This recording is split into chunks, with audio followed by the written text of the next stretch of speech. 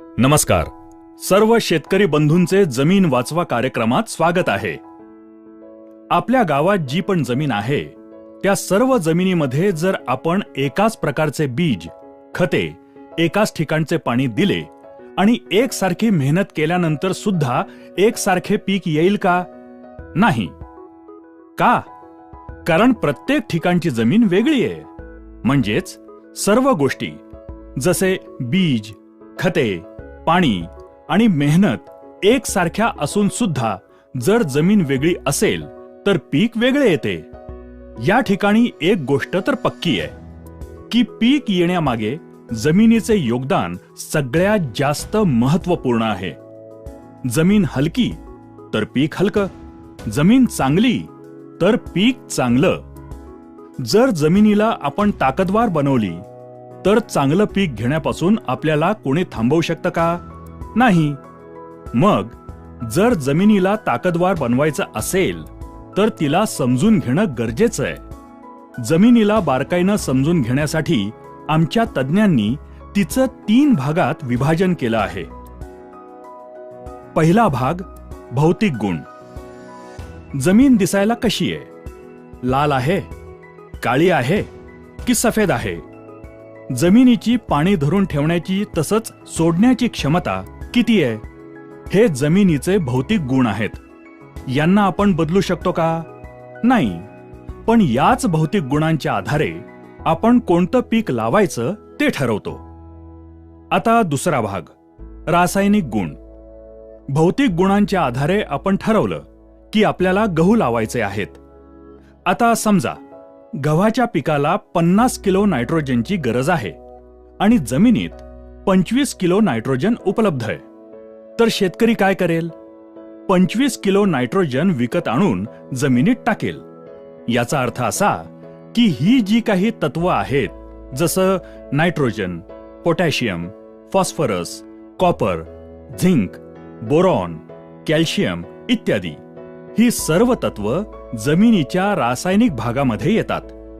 त्यावरच आजपर्यंत शेतकरी काम करत आला आहे.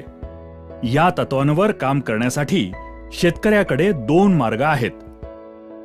एकतर शेतकरी रासायनिक खते किंवा बाजारात उपलब्ध असलेल्या उत्पादनांच्या माध्यमातून ही कमतरता भरून काढतो, नाहीतर शेणखत किंवा कंपोस्ट खत या माध्यमातून भरून काढतो. आता शेणखत किंवा कंपोस्टमध्ये काय आहे? तर यामध्ये सर्व तत्वांचे भांडार आहे जे या खताच्या माध्यमातून पिकाला मिळते. याचा अर्थ हा की आत्तापर्यंत शेतकरी किंवा जेवढ्या पण कंपन्या आहेत त्या याच भागावर काम करत आल्या आहेत. तो म्हणजे दुसरा भाग जमिनीचे रासायनिक गुण. म्हणजेच किती तत्व उपलब्ध आहेत आणि पिकाची गरज किती आहे त्यानुसार तत्व कमी जास्त करणे. आता आपण बघूया की भौतिक गुण आणि रासायनिक गुण यांच्या व्यतिरिक्त तिसरा भाग काय आहे आणि आपल्याला तो जरुरी आहे का? आणि हो, त्यानंतरच आपण त्यावर काम करायचं की नाही ते ठरवूया. तिसरा भाग ज्याला आपण म्हणूया जैविक गुण. जेवढे पण जीवाणू आहेत ते जमिनीच्या जैविक भागामध्ये येतात. आता हे जीवाणू आपल्यासाठी गरजेचे आहेत का? हे माहिती करून घेण्यासाठी आपण काय करू शकतो?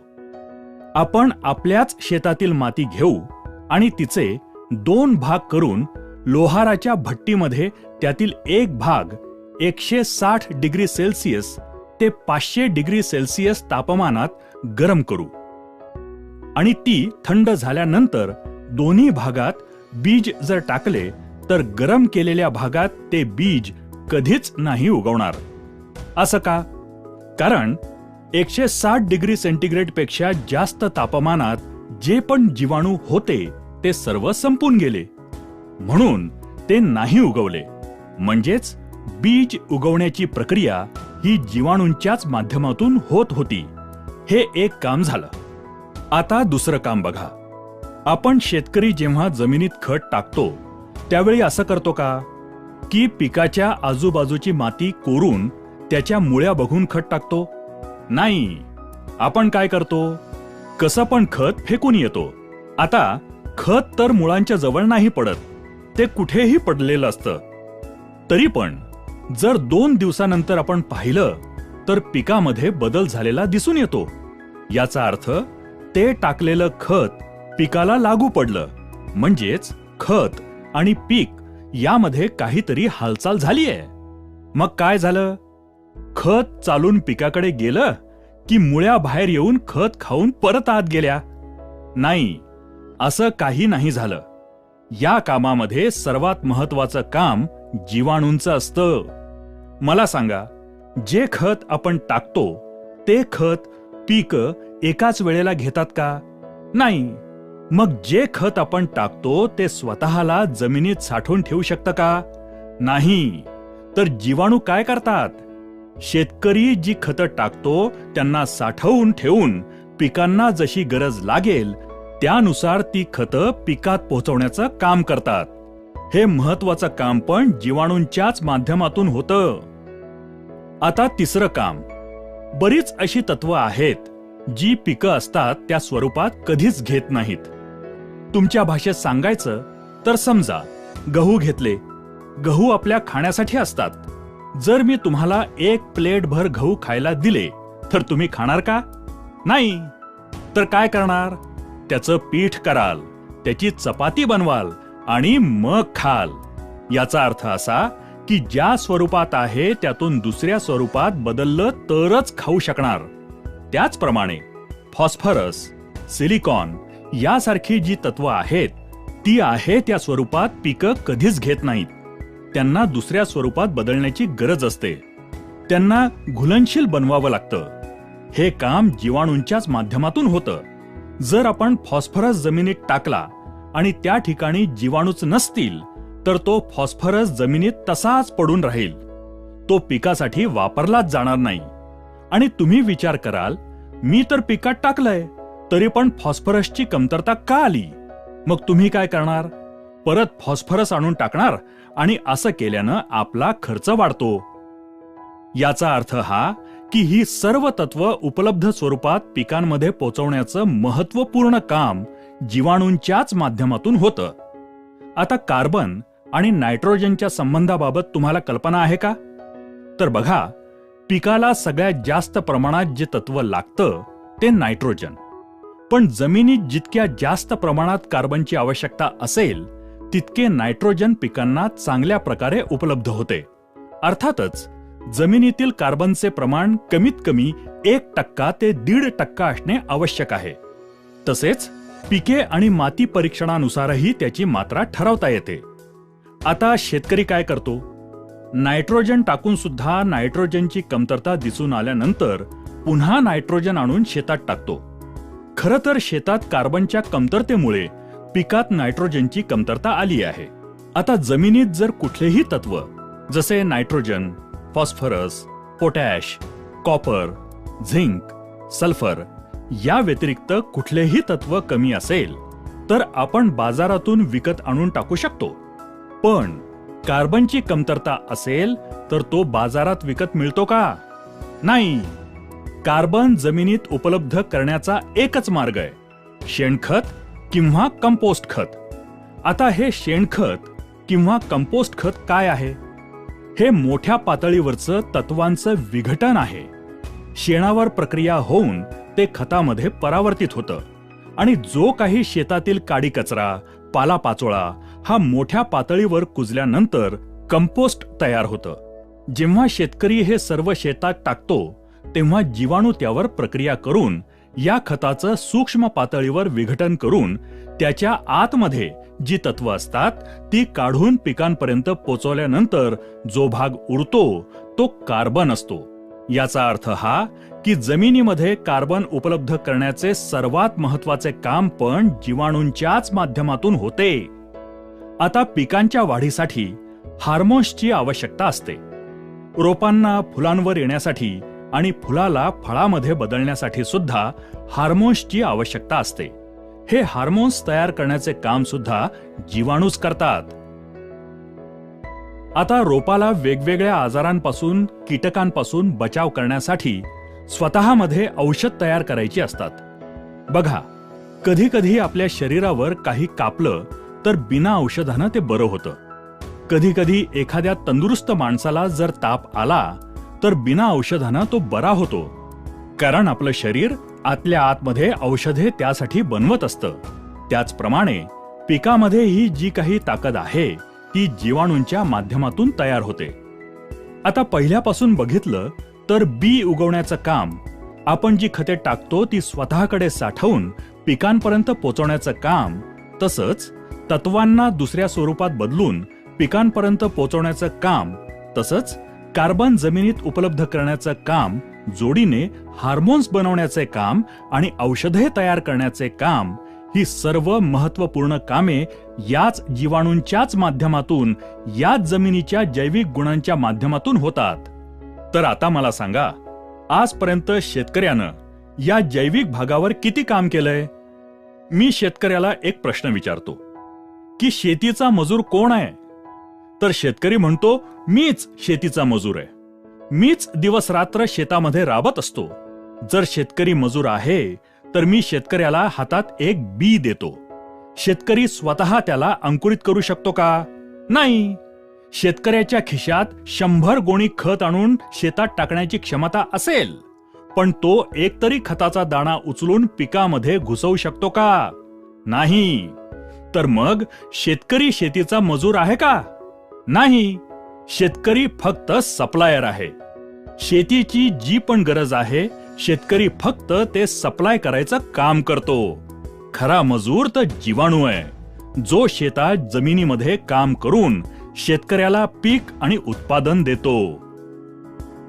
याचा अर्थ हा की शेती हा शेतकऱ्याचा कारखाना आहे आणि त्याचा मजूर आहे जीवाणू. आणि आजपर्यंत शेतकऱ्याला हे माहिती नाही की याचा खरा मजूर कोण आहे. तर बघा, आजच्या तारखेला शेतामध्ये आपल्याला काय समस्या आहेत?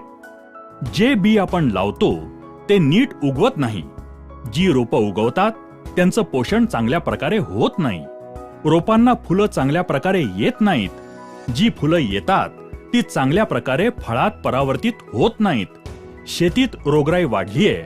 या साऱ्या समस्या, ही कामं जीवाणूंच्या माध्यमातून होत होती, ती आज होत नाहीत. आज माझ्या माहितीप्रमाणे एखाद्या मेलेल्या माणसाला जर 10 लाख रुपयांचं इंजेक्शन दिलं तर त्यामध्ये काही हालचाल होईल का? नाही. 50 लाखाचं द्या, 1 कोटीचं द्या, 10 कोटींचं द्या. आता बघा, 10 लाख किंवा 10 कोटी याला सुद्धा काही किंमत आहे. तरी सुद्धा आपल्याला काहीच रिस्पॉन्स मिळत नाही. याचा अर्थ हा की रिस्पॉन्स हवा असेल तर जीव असणं गरजेचं आहे. जेवढा जीव असेल तेवढा रिस्पॉन्स वाढेल. तर आज आपण शेतामध्ये फक्त इंजेक्शनवर काम करतोय, रासायनिक भागावर काम करतोय. जमिनीचा जिवंतपणा जागृत ठेवण्यासाठी काहीच काम केलं नाही. समजा एखादा कारखाना आहे आणि त्या कारखान्यात 100 मजूर काम करतात. 100 मजूर एकूण 10 टन उत्पादन काढतात. आता त्या कारखान्याच्या मालकानं त्या मजुरांकडे दुर्लक्ष केलं. त्यांच्या राहण्याची व्यवस्था केली नाही. त्यांच्या खाण्यापिण्याकडे लक्ष दिलं नाही. त्यांच्या आरोग्याकडे लक्ष दिलं नाही आणि फक्त प्रोडक्शनवर लक्ष ठेवलं तर ते मजूर तिथे टिकतील का? नाही. त्यांची संख्या दिवसेंदिवस कमी होत जाईल. 100 वरून त्यांची संख्या 30 वर आली आणि मालकाला 10 टन उत्पादन हवे असेल तर मालक काय करतो? कच्चा माल आणून कारखान्यात टाकतो. आता मला सांगा, 100 मजुरांकडून होणारे 10 टन उत्पादन 30 मजुरांकडून होईल का? नाही. मालकाने कच्चा माल वाढवलाय. खरं तर मजुरांची संख्या वाढवायला हवी. त्यांची काळजी घेतली तर 10 टन काय, त्यापेक्षा जास्त उत्पादन काढता येईल. आज शेतात सुद्धा हीच परिस्थिती आहे. शेतीचा खरा मजूर आहे जीवाणू आणि आपण जीवाणूंची संख्या वाढवण्याऐवजी, त्यांची ताकद वाढवण्याऐवजी कच्चा माल म्हणजेच रासायनिक खते वाढवतोय. यानं आपल्या शेताचं उत्पादन वाढेल का? नाही. तर आमच्या केरन कंपनीनं काय केलंय? तर त्यांनी, आता ही गोष्ट तर पक्की आहे की एकच जीवाणू सगळी कामं तर करत नाही. वेगवेगळ्या कामासाठी वेगवेगळा जीवाणू आहे. तर कंपनीनं काय केलं? जमिनीत फायदा करणारे जेवढे पण जीवाणू असतात ते सर्व जीवाणू शोधून काढले आणि त्या सर्व जीवाणूंची संख्या जमिनीत कशी वाढवता येईल, तसंच त्यांना काम करण्यासाठीचे वातावरण कसे तयार करता येईल यावर प्रयोगशाळेत संशोधन करून बायो ऑर्गॅनिक सॉइल सोल्युशन, बॉस, ओरिकेन, ओनिटॉन आणि कॅमिटॉन हे तंत्रज्ञान विकसित केले. हे तंत्रज्ञान जसे आपण जमिनीत सोडले तसे त्या जमिनीतील जीवाणूंची संख्या करोडोंच्या पटीनं वाढत जाते. तसंच त्यांना काम करण्यासाठीचे पूरक वातावरण तयार होते. त्यामुळे तुमच्या त्या जमिनीची ताकद वाढते आणि जमिनीमध्ये जीवाणूंच्या माध्यमातून होणारी सर्व कामे वेगानं सुरू होतात. शेतकरी जेवढा कच्चा माल किंवा रासायने शेतात टाकतो आणि मेहनत करतो त्याचे भरपूर रिटर्न्स शेतकऱ्याला त्याच्या शेतातून द्यायला सुरू करतात. बॉस, ओरिकेन, ओनिटॉन, कॅमिटॉन या तंत्रज्ञानाचा वापर शेतकरी त्याच्या जमिनीमध्ये वेगवेगळ्या प्रकारच्या स्लरीच्या माध्यमातूनही करू शकतो. जर शेतकऱ्यानं असं केलं तर त्याची जमीन खूप वेगानं रिस्पॉन्स देऊ लागते आणि माझ्या अनुभवानुसार ते पीक तुमच्या संपूर्ण भागात नंबर 1 चे पीक असेल. तसेच तुमच्या जमिनीची उत्पादन क्षमता सुद्धा वाढेल. मी शेतकऱ्याला एक गोष्ट नेहमीच सांगतो की पहा, तुमचं अर्ध आयुष्य गेलं कोणतं खत चांगलं आहे, कोणतं बी चांगलं आहे हे शोधण्यात, आणि आज पण तुम्ही शोधतच आहात. 3 महिने जर तुम्ही आम्ही सांगतो तसं केलं तर माझा दावा आहे की त्यानंतर तुमचा शोध संपेल. आम्ही तुम्हाला पूर्ण शेतात नाही टाकायला सांगत. तुम्हाला जेवढं टाकावंसं वाटेल तेवढ्याच एरियात टाका आणि बघा, जर तुमच्या जमिनीत बदल झाला तर तुम्हाला दुसऱ्याच्या विश्वासाची गरजच नाही. हे घेऊन तुमचं संपूर्ण शेत, संपूर्ण जीवन कसं चांगल्या प्रकारे समृद्ध करता येईल ते तुम्ही ठरवू शकता.